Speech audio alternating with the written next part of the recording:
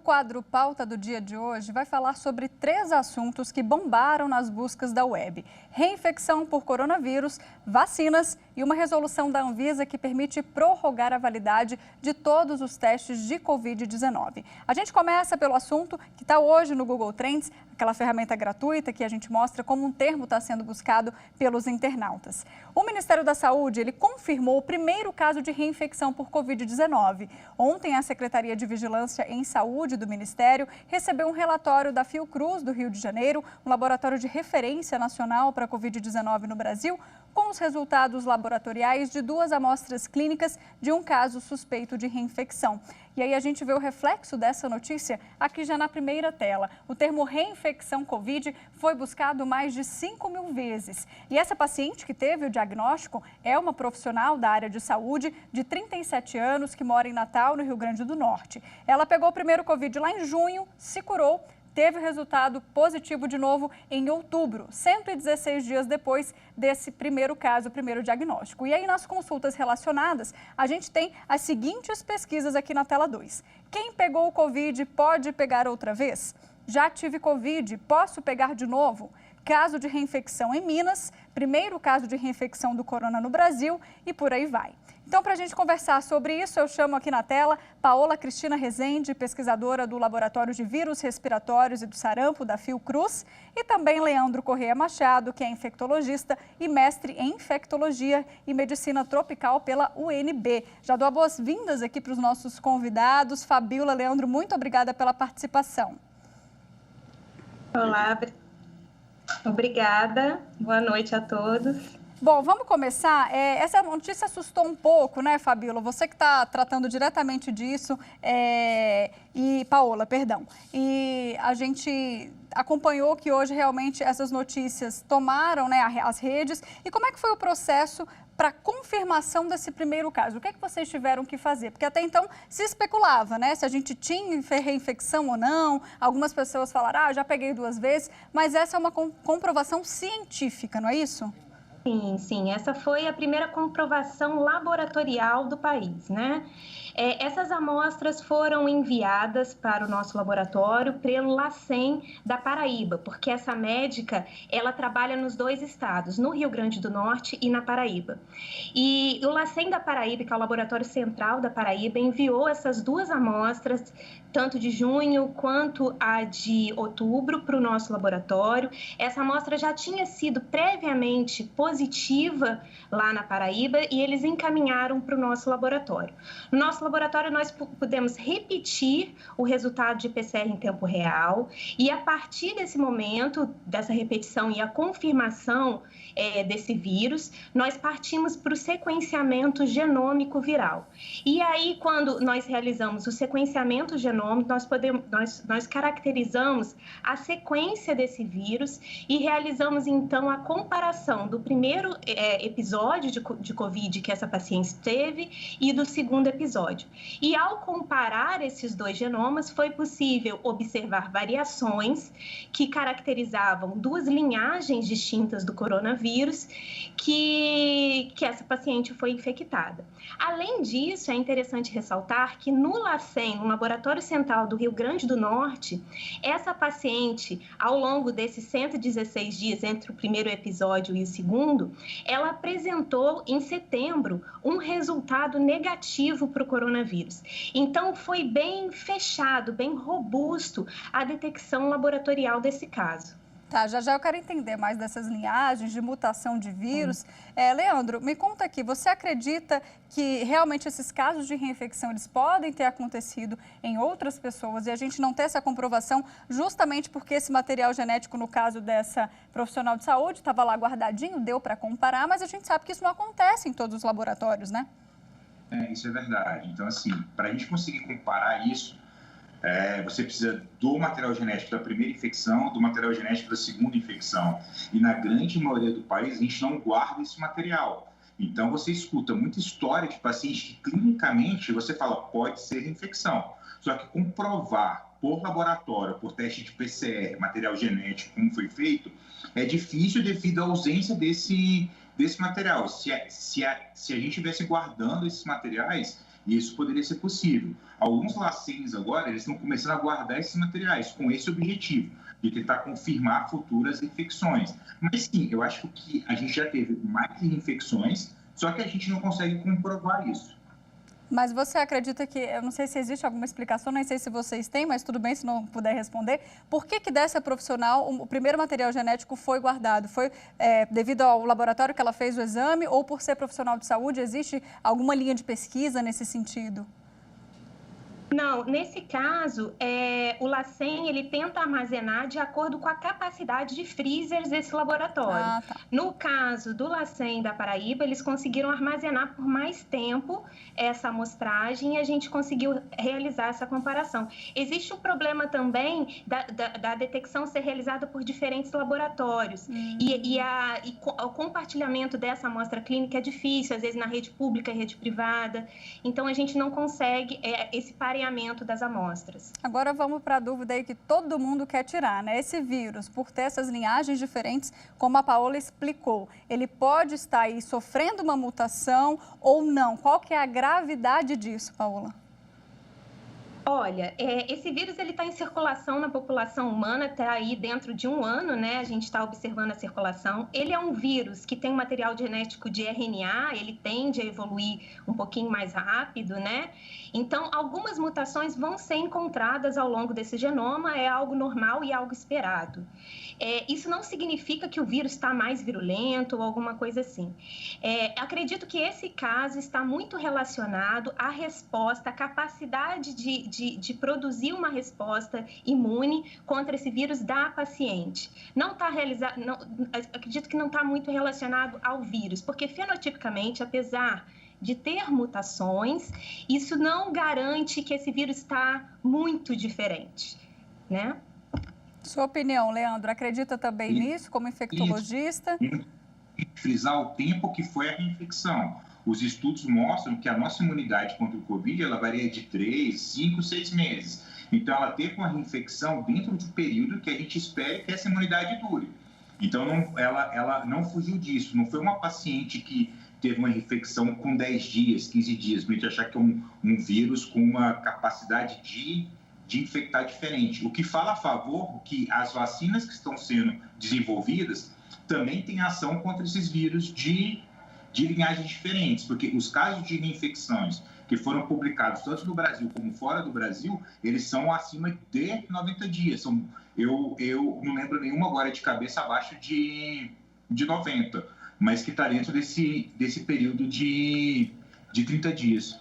Esse seria o critério, Paula, para reinfecção, né? Queria saber se é raro, como é que vocês estão lidando com isso e se existe um critério para caracterizar mesmo a reinfecção por Covid.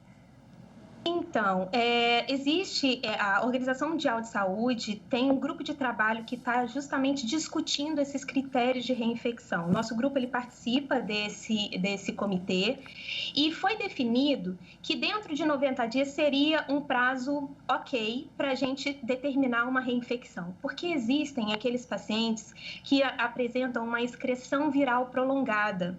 Eles podem estar liberando partículas, pedaços desses vírus por mais de 50, 60 dias, principalmente pacientes imunocomprometidos. Então, o grupo estabeleceu esse critério de 90 dias, a mais que 90 dias, e o Ministério da Saúde do Brasil está acompanhando esse critério estabelecido pela Organização Mundial de Saúde. Leandro, e na sua opinião, essa questão que a gente está vendo também, muito se falar, os estados também estão com esses casos, né, aumentando, essa suposta segunda onda pode vir pior, independentemente dessa questão da reinfecção ou não? Qual que é a sua análise disso? Eu acho que tudo depende, eu acho que a chance de vir pior é só se a gente não aprender com os nossos erros. Não é porque a infecção ela vai vir mais grave, é porque a gente não está se preparando para ela novamente. Não tem por que a gente acreditar que no Brasil não vai acontecer igual está acontecendo na França, na Itália, na Europa. Não tem por que eu achar que aqui vai ser diferente, porque a gente é bonito por natureza, porque aqui nasce tudo. Não tem por que isso.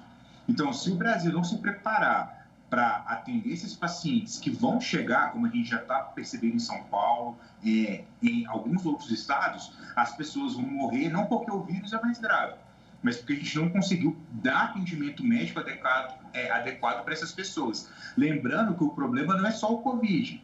O Covid é uma doença que ela necessita, nos casos mais graves, 5%, ela necessita de uma internação para você oferecer oxigênio para esse paciente, que é o único tratamento, que é o tratamento mais eficaz, é oxigênio para esse paciente. Só que, em paralelo, eu continuo tendo infarto, continuo tendo acidente de carro, continuo tendo gestante complicando, eu continuo precisando de UTI pelas causas que eu já precisava antes. Então, se eu não me organizar nesse sentido, vai ocorrer igual aconteceu no início da pandemia. As pessoas vão morrer por falta de atendimento médico. Então, a gente precisa aprender com os nossos erros do começo dessa primeira onda e aprender com o que vem ocorrendo em outros países. Aqui no Distrito Federal já existem, inclusive, denúncias de que está faltando insumos, materiais básicos mesmo de proteção. Essa é a realidade também por aí, Paola? Sim. É uma realidade. Temos que... Por exemplo, os hospitais já estão lotados aqui no Rio de Janeiro, né? O índice de internação em UTI está crescendo cada vez mais, mas as medidas de prevenção têm sido muito... As pessoas já não estão respeitando mais nada. A gente vê muitas pessoas na rua sem máscaras, bares mega lotados, festas com aglomeração, principalmente adultos jovens se aglomerando, depois voltando para casa onde tem idosos. Então, isso está complicando, sabe? As medidas preventivas que nós estávamos tendo no início foram reduzidas, a gente não conseguiu reduzir a nossa primeira onda, a gente ainda estava meio que no pico e veio o rebote de novos casos devido a essa flexibilização dessas medidas preventivas, né, que nós estávamos tomando. A máscara é fundamental. Com certeza. E no final eu quero que vocês deixem também um recado sobre isso. Quero saber o seguinte, a gente está tratando também de vacina, né? É um assunto que sempre está aí também na mídia, o pessoal buscando na internet, porque alguns estados vão começar a vacinar. E, Paola, essa reinfecção, né, esse primeiro diagnóstico, pode também impactar de alguma forma no desenvolvimento das vacinas? Olha, da mesma forma que essa paciente, né, ela foi possível ela ter uma nova infecção pelo coronavírus. Quando o indivíduo ele tomar a vacina, a gente tem que acompanhar a resposta dele em relação a esse antígeno que ele está recebendo da vacina. O organismo dele pode produzir anticorpos ou não. Então, a gente vai ter que acompanhar em tempo real ao longo da administração dessa vacina como que vai funcionar, né? E vai depender muito como esse vírus vai se comportar ao longo do tempo. Nós não sabemos se ele vai se tornar um vírus sazonal, que vai ocorrer todo ano, como o vírus da gripe, ou se ele vai desaparecer logo mais, né, no próximo ano. A gente tem que acompanhar a evolução. Está tudo muito novo, muito recente. Em tempo recorde, nós estamos tendo uma vacina contra um vírus, isso nunca foi visto antes, e vamos ver como vai ser, né? Eu acho que a vacina, ela vem para diminuir os casos de hospitalização, reduzir a circulação do vírus, reduzir a gravidade da infecção. A gente não pode enxergar a vacina como a cura perfeita, a solução de todos os males. Ela é um paliativo para melhorar a nossa qualidade de vida, para conviver com esse vírus, né? É verdade. Leandro, falando em vacina, a gente estava vendo assim, um movimento grande em São Paulo, né? Que vai receber vacina, distribuir, começa em dezembro, começa em janeiro. Agora, queria saber por que outros estados não estão seguindo esse exemplo ou porque não podem seguir. Como é que funciona isso? Cada estado age de um jeito. O que você pode trazer para a gente? Eu acho que o ideal é esperar o Programa Nacional de Imunização, o governo federal, decidir como vai ser feito esse processo. O que eu acho que vê ocorrendo São Paulo tem um Butantan que, por meio do Butantan, ele está conseguindo essa vacina e aí vai vacinar a população dele, que, abre aspas, eu acho que ele não vai vacinar antes da vigilância permitir, porque ele não vai correr esse risco de ter efeito colateral e esperado que pode ter uma vacina e ele vacinar sem uma liberação da vigilância sanitária. Isso eu acho que não vai acontecer. Até para a gente entender, Leandro, só conta para a gente como é que é essa linha do tempo. Então, não adianta só adquirir a vacina, ela precisa passar por todos esses protocolos. Explica para a gente. Então, vamos lá. A vacina está sendo desenvolvida, a gente acredita que ela gera uma imunidade. Então, assim, tem várias fases de estudo. Primeiro, primeiramente você vai tentar achar um antígeno que o seu organismo consegue gerar imunidade contra aquela parte do vírus, depois você vai ver se isso gera imunidade em algum animal, depois você vai ver se isso gera algum efeito colateral no humano, depois você vai ver se isso gera imunidade nos humanos. Então, assim, se isso gera defesa nos humanos. Então, são etapas. E a gente está acelerando isso devido à necessidade. A gente está vivendo uma pandemia, pessoas morrendo, então a gente precisa disso acelerado. Só que agora a gente está tentando o estudo fase 3. Só que o que eles estão querendo é tirar isso estudo fase 3 e colocar direto em estudo fase 4, que é tipo assim, vida real. Eu quero pegar uma vacina, colocar na vida real e ver o que vai acontecer. Então, a ideia que passa é que estão tentando usar, e eu não quero politizar, mas usar a população como parte de um estudo maior sem o consentimento de toda a população. Se você obrigar essa população a se vacinar, você está obrigando a um estudo. Então, assim, eu acho que isso é muito maior do que só ser a favor ou contra a vacina. A gente está quebrando muitos direitos da população, ética em pesquisa. Eu acho que isso é muito maior. Tá. Então, assim, antes da gente começar a querer vacinar, a gente tem que entender esses processos e precisa, assim, do órgão nacional liberar essa vacina, que foi o que aconteceu na Inglaterra. Lá eles estão vacinando porque o órgão regulador da Inglaterra liberou. Mesmo sabendo dos riscos, a gente está aqui para aceitar a vacina da Pfizer. E teve efeito colateral. Sim, a gente acompanhou, né? Isso. Pacientes com alergia grave não devem tomar vacina. A gente nem sabe se pode ter efeito gestantes vacinando e qual é o efeito disso no feto. Então, assim, é muita coisa que ainda tem que descobrir. A gente está engatinhando nisso. E o meu medo é acreditar que a vacina as pessoas acreditarem que a vacina vai voltar a fazer com que a gente viva como vivia antes. Isso não vai acontecer. A vacina não vai a vacina não vai acabar com o isolamento, a vacina não vai acabar com a necessidade do uso de máscaras, não vai acontecer isso. A gente vai continuar necessitando do isolamento, a gente vai continuar necessitando do uso de máscaras. A vacina, ela vem como um adjuvante, como ajudar a gente a combater essa pandemia, mas ela não vai acabar com a pandemia. E eu acho que a visão que o brasileiro tem da vacina é essa. Eu me vacinei, a vacina chegou, a gente vai ter carnaval em fevereiro. E não vai ter carnaval em fevereiro.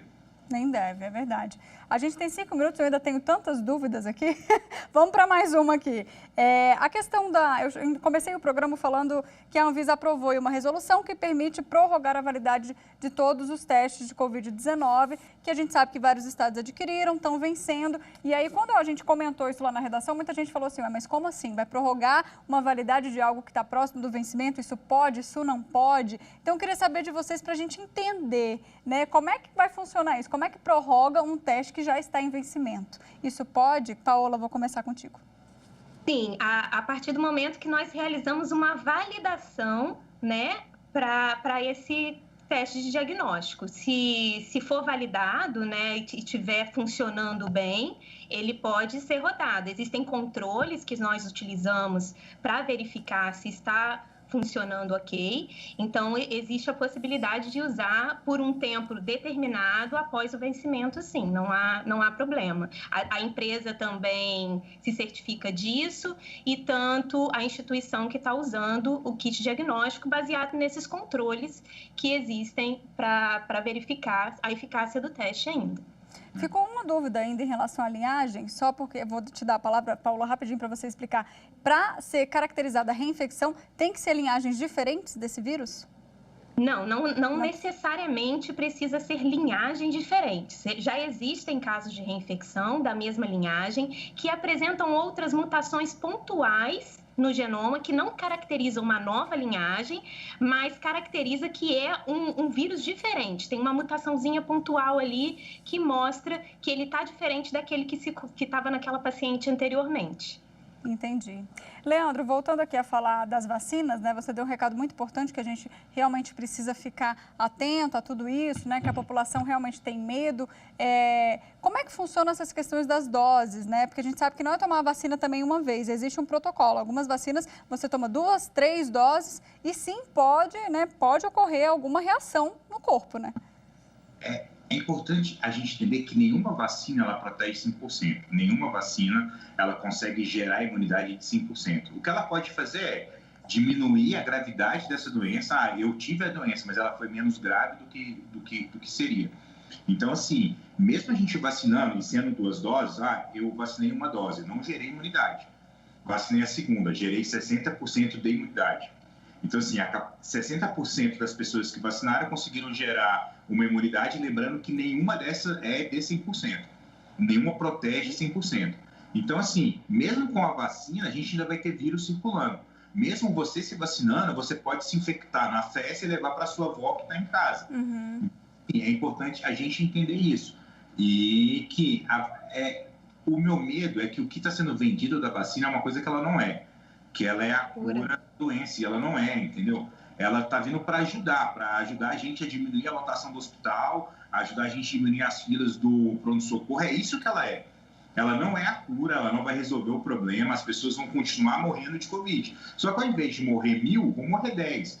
E se a gente não aprender a usar máscara de forma adequada, a lavar a mão com álcool em gel, a manter isolamento, em vez de morrer 10, vão morrer 99, 80, porque a vacina ela não vem para resolver isso. Eu acho que a gente tem que pregar em cima disso, que a vacina não é a salvadora da pátria, ela não é uma coisa que vai chegar e o vírus vai sumir. Não é assim que vai acontecer. Esse é o nosso recado final, então. A vacina vem, mas todo o cuidado continua, então. Gente, nosso programa chega ao fim. Muito obrigado, Paola, Leandro, pela participação aqui com a gente, viu? Obrigada, boa noite. Esta edição, então, do Jornal da Justiça fica por aqui. Você pode rever o jornal e também esse quadro Pauta do Dia aí sobre a reinfecção do coronavírus lá no YouTube. Anota aí, youtube.com/TV Justiça Oficial. Te espero amanhã. Tchau, tchau.